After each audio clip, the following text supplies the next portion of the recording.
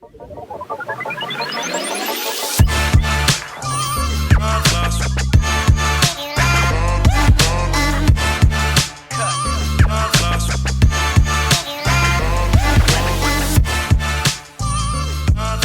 welcome back to another podcast with the Transfer Portal CFB, presented by NoContextCFB.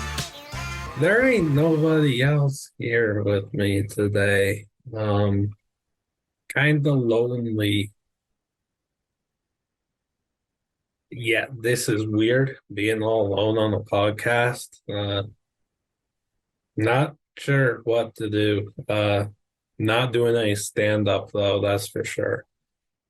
Like the kind of humor we shoot for here, but basically, yeah, just gonna talk some NFL draft stuff, and I guess ramble on. I guess is gonna be like back in my prime on my Twitter account where I would just tweet nonstop thoughts. I guess I'll just do that here. I really am not sure what to do, but everything's gonna be centered around the NFL draft that's coming up in a few months. Very excited for that, as are you, I'm sure. That's why you're here, correct? Or you're just a fan of me, which in that case. Thanks for the support. Thanks for supporting me and Liam Blutman, the brand, the gingerness. Really appreciate that. Big things coming for myself. That might sound a little too cocky. Don't like that. Sorry. Please make sure to like and subscribe. Though. I appreciate that a lot. I really appreciate that a lot as we're trying to grow stuff. But yeah, I'll just get into a solo podcast again. No clue what to do. So we might as well start off with a familiar face. Someone I don't get. Not understanding is Will Levis. I don't understand anything about Will Levis being this elite NFL quarterback. I get he's got that 6'4", 230-ish whatever build. Got the rocket arm. They call it rocket. I call it. He's got a good arm. Yeah, no ways around it. He's got a really good arm. I don't see anything when it comes down to his just processing skills. I think he completely lacks. I don't think he does a good job of reading defenses, analyzing where he needs to go with the ball. I think he's making a lot of one-read throws and a lot of turnover-worthy plays, poor sloppy footwork a lot. But I guess to speak to the appeal, again, it's the build and it's the NFL-esque arm, but I think people I guess that's like player comps stink. For a number of reasons. Anyone that's going out there is like, oh, Will Levis reminds me of Josh Allen. One, what have you been smoking? What have you been smoking? Like that stuff just comes from one guy with the check mark saying it, and then thousands of minions are saying, oh yeah, Will Levis reminds me of Josh Allen. That ain't his game at all. And you're putting on this. This is another big reason why I don't like it. Will Levis now has to defy these expectations, right? Or else he's just going to be seen as a bust and a zero for the rest of his life, which is so unfair to him. But you're going to go out there and compare him to one of the best quarterbacks in the sport right now, a freak athlete, a unicorn of sorts, doing it from Wyoming. You're going to go out there and put this label on these lofty expectations are just impossible to overcome. They truly are. Like you have such a slim percentage. What are these like 1%, maybe 1.7%, something cool like that. Analytics, whoa, super cool.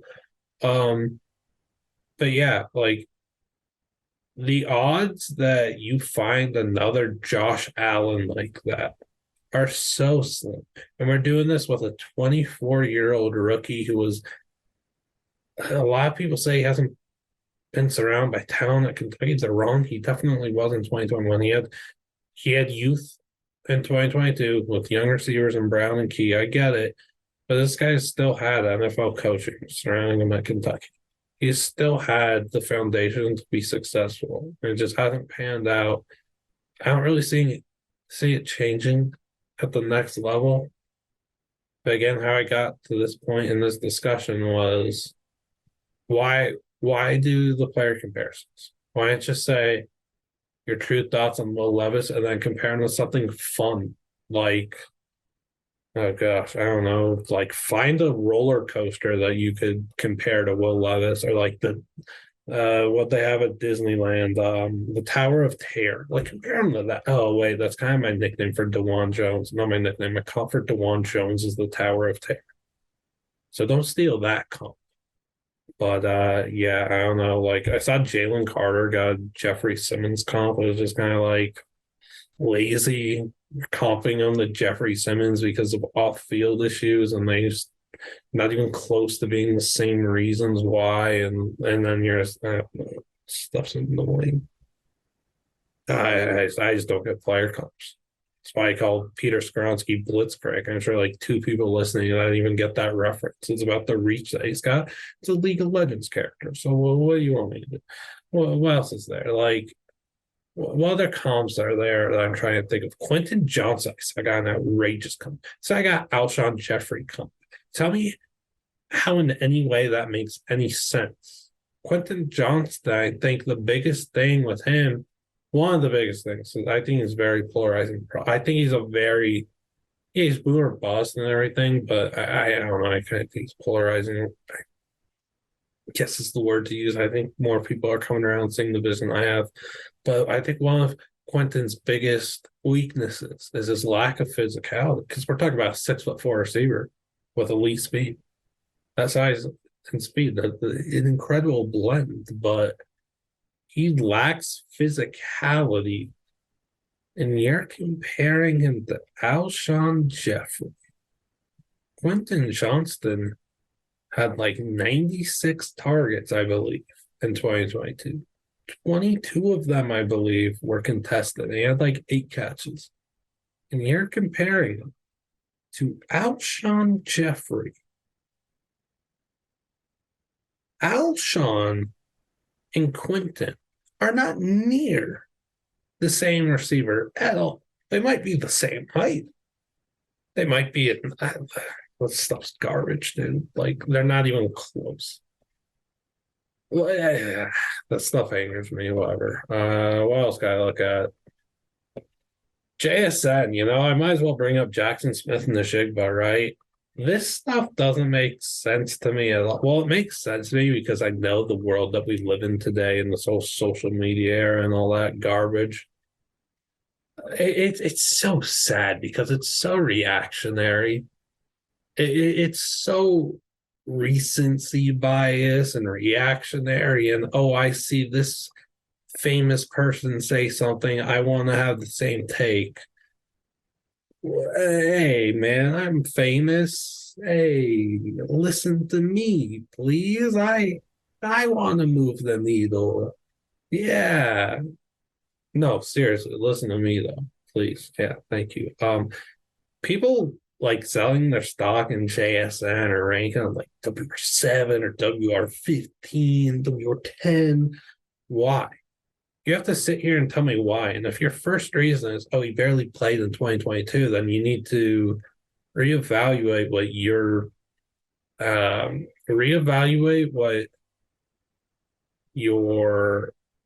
reasonings for evaluation are, or reevaluate. I'm trying to think of what to say. Sorry, I don't have a script. My dad writes them. I don't have a script of yet. So sorry, but yeah, I don't know. Like, if you really think that Jason's not going to be a good NFL receiver because of the lack of play he had in 2022, find a new angle, find a new stance, find something original so that we could actually respect your opinion. Because I ain't respecting an opinion that's Jason didn't play in 2022 because of his hamstring, and he's just not going to be in the NFL because of that. Kid's going to be 21 years old when he gets to the NFL. Chris Olave and Garrett Wilson are both on record to saying that JSN is the best receiver of our trio. Like, he was the best. He's the most talented receiver of the group at Ohio State. And you don't take that stuff lightly. I think you take that super seriously, especially as someone who had massive expectations for both Wilson and Olave. And yeah, they reached those goals in year one, unfortunate with Olave's injury stuff. But the predicting of injuries is kind of annoying, but also just thinking that the guy that was the unanimous WR1, someone that people wanted to take in the top 5, after that historic Rose Bowl, after a really strong 2021, that he built so much good foundation going into 2022. So many reasons to be positive for there to be all that buzz. He didn't live up to it because of a nagging hamstring injury. So what? That's not a reason to stop believing in this guy and everything that you believed 365 days ago can't just be gone now because of what happened in a 3 month stretch in the fall that he had no control over. Like if you were, I don't know, man. If you were gushing, if you were gushing over JSN last year, you still should be now. I still think he's going to be a really dang good receiver in the NFL. I still think he's got that WR1 potential for a team. He is smooth, man. He is as smooth as there is. He is a really good route runner. I feel like he and Olave kind of had the same questionings from people, which were just so unwarranted. Like, I just don't get it. Jason's going to be a stud. People got to stop tripping. Oh, that's something I could bring up. Tight ends. I did want to bring this up. I kind of highlighted this and in my last mock draft. Go check it out on the website. Woo, thanks. Transferportalcfb.com. Search Liam Blutman or search mock and you will find it. Mock V3. I highlighted this. Seeing a lot of tight end like frenzy, I would call it, like 3 going in the first round, sometimes 4 because Darnell Washington or Luke Musgrave will be in there, Dalton Kincaid or Michael Mayer, and sometimes all 4 get in there. I'm on record like right now, even before this, I've said it's not happening.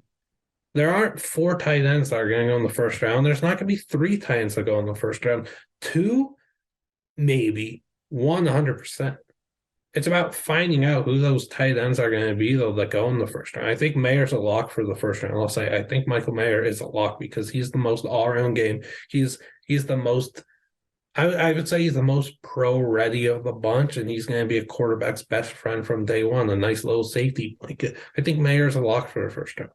I am extremely high on Luke Musgrave. I really like Dalton Kincaid, too. I think there's question marks with Darnell Washington outside of what he does so well with his blocking and everything and the monster that he is. There's a path for Darnell Washington where he's got a really good role, and that's just being an extra blocker. Like an extension of the offensive line. I don't know how many routes he's gonna run in the NFL outside of the goal line and the fringe of the red zone. I don't know how much else there is for Darnell. I'm sorry. But yes, so going to this whole tight end thing in the first round, you gotta I talked to Eric at home about this, and I brought it up with them. I asked them because all the NFL.com people have like 3 times going in the first round. And I told them by the time that we get to draft time in a few months, it's really just a few weeks. Do you really think that there are going to be 3 tight ends that go in the first round? I asked them. I just asked them, and I won't share what he said because confidential stuff or whatever. But I asked them and kind of told them, how often do we see the gushing over tight ends and people will play around with first round talk for 2 or 3 of, and then you have 0, 1, or 2 go, or you have 0 go, or you have 1 go. You don't ever have 3. You hardly ever have 2. You'll have 1. A lot of times you'll have 0. The positional value isn't there for 3 tight ends to go in the first round. It's just not. And especially at a position where you find diamonds in the rough like crazy. When you get George Kittle in the 5th round from Iowa, and he blossoms into this magnificent wrestle maestro. I don't know. He likes WWE. Sorry, scuffed that. But yes, when you find George Kittle in the 5th round, when you find Travis Kelce in the middle rounds, when you find all these when you find Gronk in the middle rounds, tight end is just the position. I truly believe, unlike the rest, more tight end, I feel like is most just developing off of traits. The college production really doesn't matter. I mean, look, you got a guy like Donald Parham who could step into the league from Stetson and make it. You will ever so often, like maybe you're watching an NFL game on Sunday and like someone catches a tight end catches a touchdown, first touchdown of the game, some random tight end like T2 or three on his team, especially in prime time. And the first thing that you do is go to Wikipedia and you look, and you're like, oh, he went this round, this pick. Oh, he's from this college. How often do you just connect that with tight end? Cameron Brate, Harvard. Tight ends will come from everywhere, anywhere. So yeah, I don't know. I kind of just can't see three tight ends going in the first round because of the value that the position brings on days 2 and 3. Whereas the tight end draft capital into round 1 doesn't add up. It doesn't equate to the value that you could get if you're taking, a cornerback in the first round, or offensive tackle or an edge rusher. The edge class, that class is super deep though. But people, and rightfully so, talk a lot about the running back position and the lack of value that there is in the first round. I believe that that's the same. It's not the same exact thing, but I truly believe the value there for tight ends in the first round. I just don't think it's there because I think you could find game-changing tight ends on days 2 and 3 with these. Not with these, but these spot the traits like Tucker Kraft is going to be a really good NFL tight end, and you're probably going to get him in the third round, maybe fourth round. I don't know. I'm not going to give names here because I ain't going to do it on the fly, but evaluate. Let's go round 4. Your favorite round 4 tight end plus a talent at another position that you're getting at, say, mid-20s in the first round. Compare, we'll say cornerback and the cornerback around mid-20s cornerback and your favorite tight end in round 4. Compare that to the tight end in the mid-20s to a cornerback in round 4. Where's the value lie? It's so clearly in the top capital being invested in the corner and then finding that tight end on day 3. The Ravens' mistake that they made. I will always bring this up. Yeah, they got Lamar Jackson. They got lucky. They got Lamar Jackson. Then in the first round, they still took Hayden Hurst over him, and they took Hayden Hurst well before they took Mark Andrews. Mark Andrews is always the better player. It's just the facts. You could find these stud tight ends on days 2 and 3, man. Like K Don's gonna be a really good pro. Chiga Kwonkwo, Isaiah Likely. Find those tight ends and you have fun with them. It's all I'm saying. It doesn't make sense for 3 to go in the first round. Again, I'll give you maybe 2. One will be a lock. Mayer's going to be one. Who's going to be the second tight end taken in the first round? If you ask me right now, I think it'd be Luke Musgrave. That would be the second tight end taken in the first round because I think he brings the day 1 blocking ability to just get on the field and block at a high level. I think the issue with Musgrave, it's not even an issue because it hasn't mattered. I'm just stunned it hasn't mattered. Is he didn't get to play a 2022 season? He got hurt early and never played.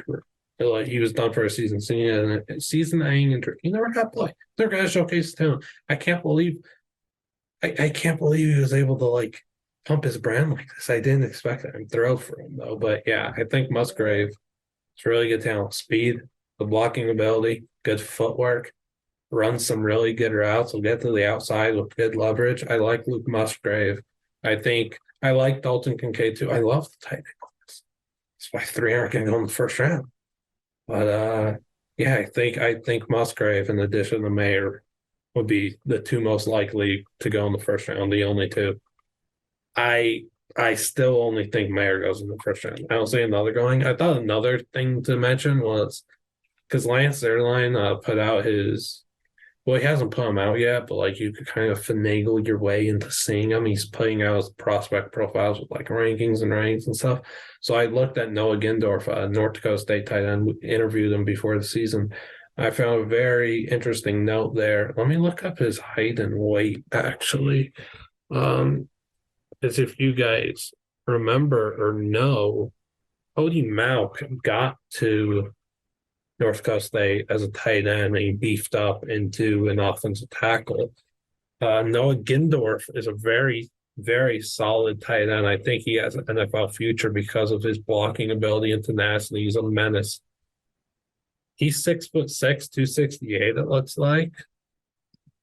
He had, I want to say it was a fibula injury in 2021, and he came back to play in 2022. Unfortunately, there were like complications, kind of rushed back. It, he had a setback. And so what Lance highlighted, I thought this was really interesting. NFL teams might look at Gindorf to go play tackle. He's 6'6", 268, right? So yeah, he's got to beef up a bit, but his blocking ability is so good. So that's a storyline I just look out for is Noah Gindorf making the switch, going into the NFL, making the switch from tight end to offensive tackle. I think that is fascinating. I really do. Something else that y'all could do is just comment like players you want me to talk about or draft stuff I should discuss on another podcast. Like Carl Brooks, he's getting the combine invite stuff will forever annoy me. I don't get it. There's so many snobs, it doesn't make sense. Carl Brooks not getting an invite doesn't make any sense. He's a defense tackle, can play edge too.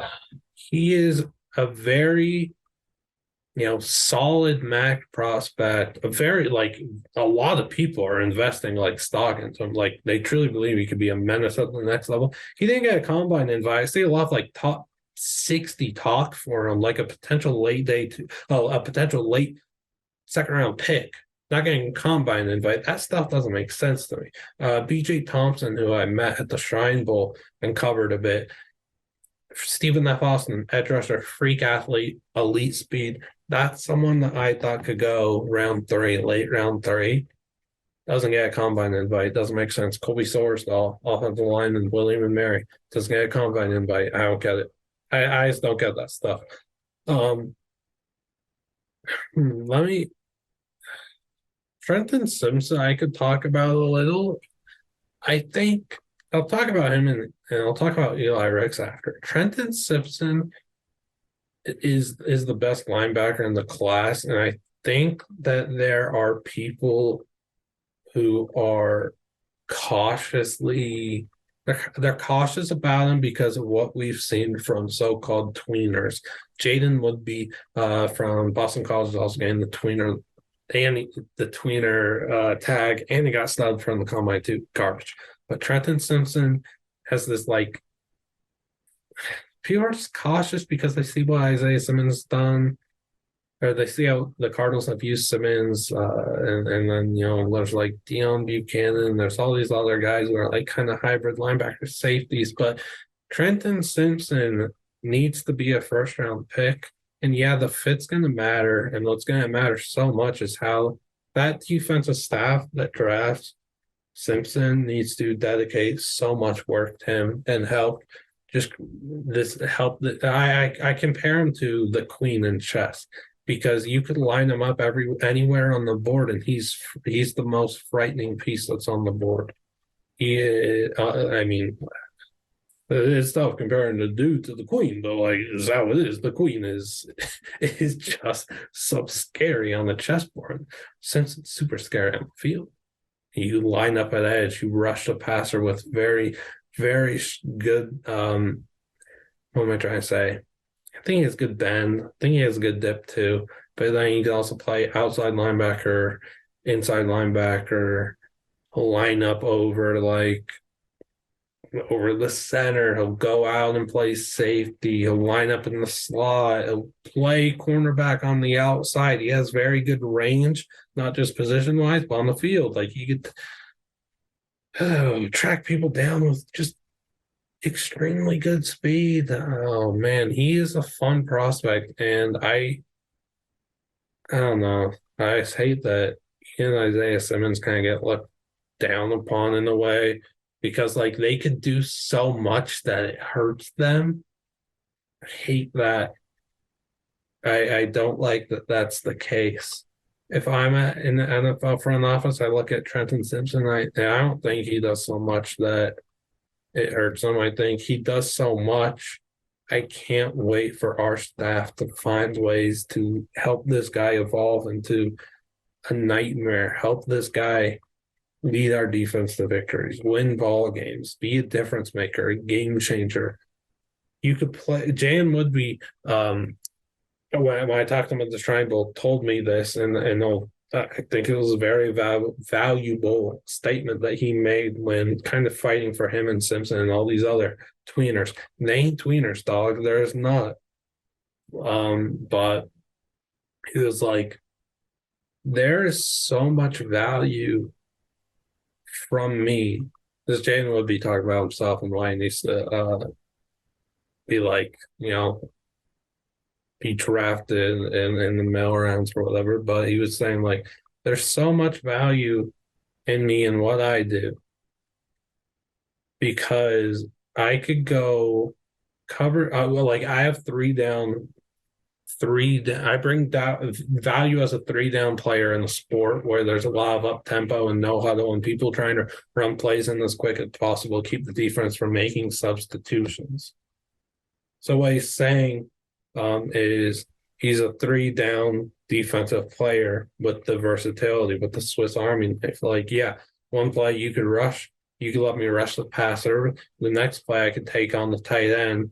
On 2nd and 6, and the tight end's trying to route me. No, I got them locked up clamps. And the next play, what if they're trying to run up tempo on, let's say, well, okay, let's say, yeah, 3rd and 1. Like I could still be in there. I could take the tight end on. I could navigate my way through the trenches and make a play, get a stop, and then say it's like first 10 the other team's throwing the ball. Okay, I could also take a wide receiver. I could cover him up. And then it just goes on and on. Energizer bunny. Okay, now it's 2nd and 8. Get me on the tight end again. Blah, blah, blah. 3rd and 13. Get me on a receiver. Bringing that 3 down value is so optimal. I love that for Jan Woodby. I love it for Trenton Simpson. You can never do too much. That narrative, I hate it so much that you do too much that it hurts you. Stuff is garbage, man. There are too many teams, too many organizations that don't know that just misuse talent, and it's disgusting. Eli Ricks, I want to talk about him a bit.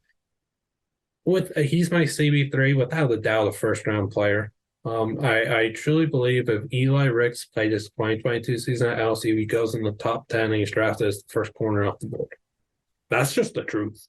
I love to be the one to break that news to you, but yeah, he would be the first corner off the board if he played his football at LSU in 2022. And it's so lame. Like, to no fault of his own. To no fault of his own was he missing all these games and reps and just stuff at Alabama. That stuff was so garbage, man. Oh my gosh. And then you see him get on the field and thrive.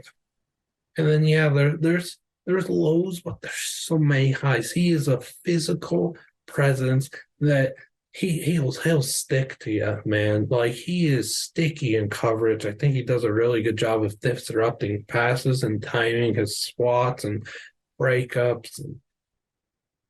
And I'll get to something else, I guess. But yeah, I just want to say, like, Eli Ricks has to be. He's not going to be a first round pick. I don't think he will be. I think there's one team that will take Eli Ricks in the first round. That's why I mocked him in V3. I think that the Cowboys will be the team to take Eli Ricks in the first round. I don't think anyone else would. I think Eli Ricks, even in his rookie year, I think he's going to be showing that he's an impact player and that he's going to be in this league for a long time, making big time plays. Invest in Eli Ricks. I don't know. Like I just think the narrative surrounding him is so lame, so tiring. It's so lazy. Guy's a ball player. Can we focus on that, please? Isn't that what we're supposed to do for most part? Like he doesn't do anything bad off field from my knowledge. It's just not finding his way on the field at Alabama for whatever reason. We'll get on the field in the NFL. That's gonna be fun. Isaiah Foskey, someone else I want to bring up. He is a beast. I also think he is. I think he should be a first round player. Will he? I don't know. The edge class is superb. Isaiah Foskey let me look up his age because I don't want to get it wrong. I want to say is he gonna be 23? Yeah, he is gonna be 23 at the end of October. Good dot for me. This guy 6'5" and comes off the edge with scary speed and power. He has good dip, good torque. I love when Isaiah Foskey is able. He collected 11 sacks in 2021 and 11 more in 2022. I think he had like 28 and a half sacks for his career. Uh, he was so good for 3 seasons at Notre Dame. He was so dang good. But when he gets to the quarterback and he's like finishing a sack, it's violent. And there's going to be strip sacks that he picks up in the NFL, and that excites me. But something else that I think Foskey really brings, and a reason why, like, this isn't what I'm looking for in an edge rusher, but it's a bonus, and I'll take it, and it'll help me want to take you in the first round, and why I've slotted Foskey, and I believe he's been 22nd overall pick in V2 and V3 for me. I forget the first team, but most notably is now the Ravens, where I've mocked them to. The special teams value that he brings, it's like what's the word I'm looking for? You can't get anywhere else really. Like this guy with his long arms and just instincts and smarts. It felt like he blocked a punt or a kick at Notre Dame in every single game he played. It felt like it was nonstop. That's going to get him a lot of looks in his rookie year. Like he's going to get on the field and then he's going to block a punt and then they're going to like reward him with more edge rushing. And okay, here, rush the passer, have some fun. And he's going to excel in that role. And Isaiah Foskey's going to be a good player.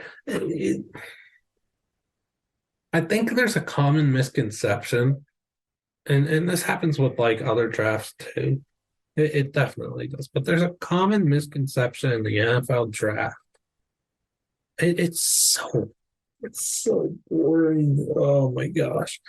Common misconception though that if you're not like, a top 10 pick, then you stink. Or if you're not a first round pick, that you stink. Or that because it's so funny, right? Like I'm in no way saying this, but let's just say let's just use Foskey as an example. Let's just use that. If someone tells you, I think Isaiah Foskey is going to be a better pro than Tyree Wilson, they're going to look at you sideways and they're probably never going to take your opinion seriously again. Why? Because you had a unique opinion that you believe in. And like shutting that stuff down doesn't even make any sense. It just doesn't make any sense. Imagine thinking that let's I won't call Foskey a first round pick in this scenario, even though I think he will be. Let's say Tyree Wilson goes eighth. And let's say Foskey goes 39th. Who's the 39th? I kind of want to look that up now. But yeah, let's say Foskey goes 39th to hold on, loading. Oh, the Raiders. Oh, okay. So just say Foskey. I actually think that's a landing spot for him. But yeah, say Foskey goes like 39th at Raiders, and then you had what I say? Oh, I said Tyree Wilson 8th to the Falcons. So say that like that happens, and then I don't know, like just imagine thinking the 39th overall pick can't be better than the 8th. Like our sport works like that. Like I don't know. I don't know. Go look at I don't know, it's just funny to me. Because like I don't know, man. I keep saying I don't know, but it's because I'm annoyed and flustered by the state of where we're at. and like the evaluating world and everything. Like if you say something bold, usually, then people kind of just think you're doing it for. I mean, a lot of times, yeah, people are doing it for clickbait, but like, I don't know, I would never. And if you like say something bold and speak your truth, that's against the consensus. People won't take your words very seriously and they'll kind of think you're trolling or whatever. And then, you look a year later or in that rookie season, the rookie you said is absolutely killing the production while the top consensus guy isn't. Because guess what? There's busts and stuff. Yeah, like again, I've gotten like weird DMs about this, or like people like, why? For saying Miles Murphy could be the best player in this class. And I just say outside quarterbacks, but I just don't get why that would be something to be weird about. As if we'll say, fifth overall pick can't end up being the best player in this class. Oh man, people didn't like I had what was my top players last year? Was my number one Garrett Wilson? I Garrett Wilson, Sauce, Stingley, Evan Neal, and who was my other player? I have to look this up. Bad memory, Liam. Come on, kid. Oh yeah, Kayvon. Duh. Kayvon 1, Sauce 2, Neal 3, Wilson 4, Stingley 5. Should have had Wilson 3. Whoops. But yeah, I don't know. I guess that would go to then saying Tariq Woolen, who I thought should have been. We do our pick is in series at Transfer Portal CFB, and I had connected Tariq Woolen to the Bengals in our second article of the series. I had said I would be trading up into the into the 30s to get it done if we're not spending our first round pick on Tariq Woolen. Funny enough, for what reason, Tariq Woolen and all the allure that he brings to the table with his physicality and his long and his length and his receiver like ball skills, because he did play wide receiver, goes on the fifth round. And that is the second best rookie corner behind just Sauce Gardner.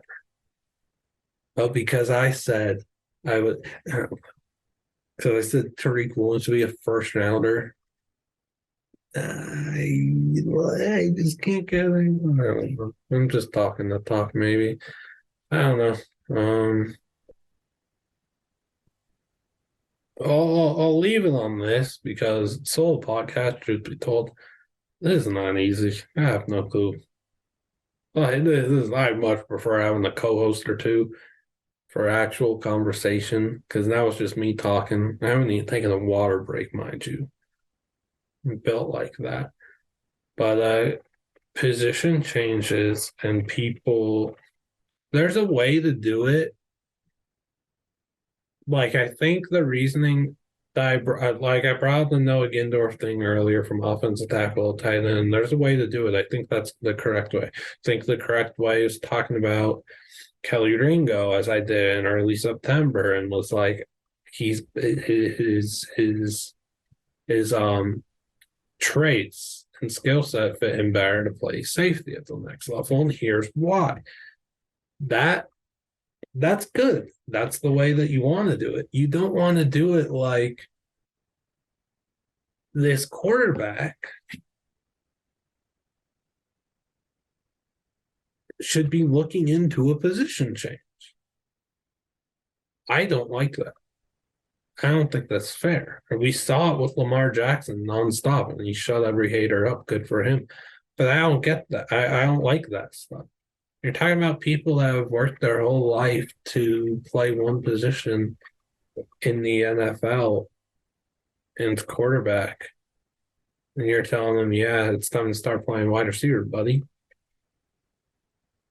There's better ways to go about it. I don't think anybody outside of a NFL, I mean, even NFL organization shouldn't really be doing it. I think there's a certain way to approach it. think you have to go up to the quarterback and have a long conversation. We're talking definitely an hour minimum, and have a true conversation about it and talk about why you think he should play a different position. But I just don't think any like couch people like me or you or some like analyst that like Sports Illustrated or whatever. I just don't think that they should be saying that this quarterback should not try to make the NFL's quarterback. I think that's garbage. I think that there's enough time in the player's career that they could learn that the hard way from the people that they're employed by. Um, I don't know if you after a few years can't crack it into being a top 32 quarterback in the league and being one of the starters, then yeah, I think having that talk to maximize your talent and smarts and brilliance and athleticism is fair. I just don't think doing it when they're coming into the NFL as a rookie is very fair at all. I don't think that's right. I think it's pretty messed up. So yeah, I don't know. I kind of just want to say that. Like also, again, they played quarterback their whole life. They want to play in the pros. They want to play in the NFL. Doesn't always work out in the NFL. There's only 32 starting quarterbacks in the league, and there's double that for backups and then some because of QB3s and practice squad spots. But that's not the end. There's other pro routes that you could play. You could play in the XFL, USFL, Arena Football League, and you could play quarterback there, and you could have fun doing it. And you could be living out your dream stuff. Not for the same money, not for the same fame, but hey, you are playing quarterback as a professional. That's pretty cool. I kind of rambled there and stuff, but yeah, I just don't see like Malik Cunningham or Tyson Bagent or I don't know, like Jaron Hall, DTR, Max Duggan. Like I just don't think that you should be saying, "Oh, I think DTR needs to play receiver," and like so, or I think Max Duggan needs to be playing tight end. Like, don't do that. You just look like a jerk. The truth be told, you just look like a jerk.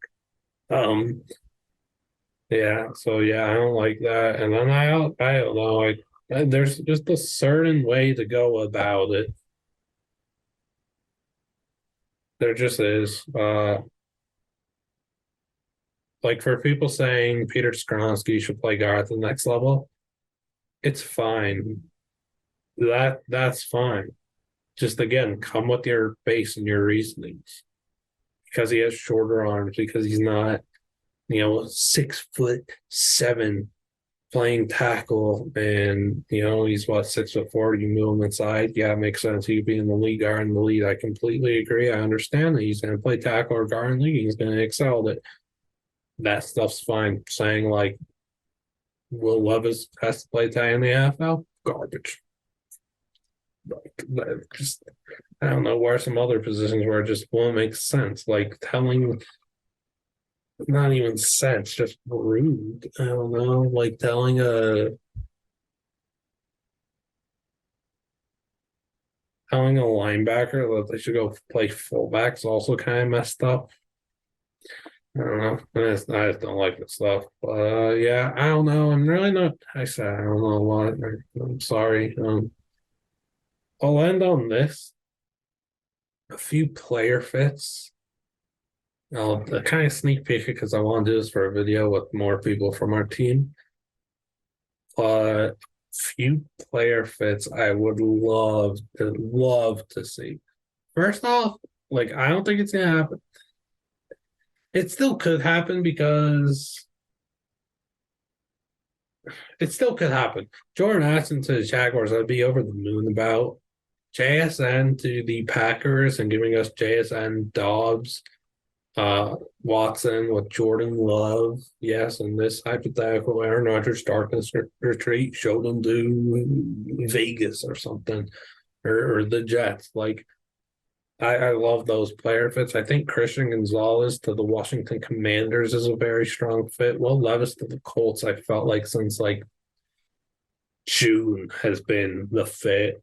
I still think the Colts are going to move up to one to take Levis. I am not kidding. I think, again, I'm not a big Levis guy. I led with that. I'm not a Levis guy at all. I think the Colts are his match. Truly do. I can't see Joey Porter Jr. playing anywhere but Pittsburgh. I love Devin Witherspoon and Trent Simpson in Detroit, both as first rounders. I think that's an A plus plus draft. I like John Michael Schmitz as a Seahawk. Like that one a lot. And I like the Bills not to take a running back in the first round. There's your fit. They have James Cook. They have a lot. Yeah, I don't know. Final thought. This is stop with the Bills taking Bijan or Gibbs in the first round and realize that this franchise has invested so much capital into the running back position over the last few years that it's nauseating. And they have lost value points. Doing it. It's not the move. James Cook is a young, bright stud that could have a lengthy NFL career for the amount of mileage that you'll be able to get out of them. And there's just so many other areas that Buffalo needs to improve on. If you think Buffalo is a running back away from making the Super Bowl, I think you need a map. I think you're lost, and that'll do it. See you on the next Transfer Portal CFB thing. Please like and subscribe. I appreciate it a lot. Comment some stuff. I'll respond to it. I swear. Yeah, you can follow me on Twitter, but I don't know. Okay, goodbye. Thank you.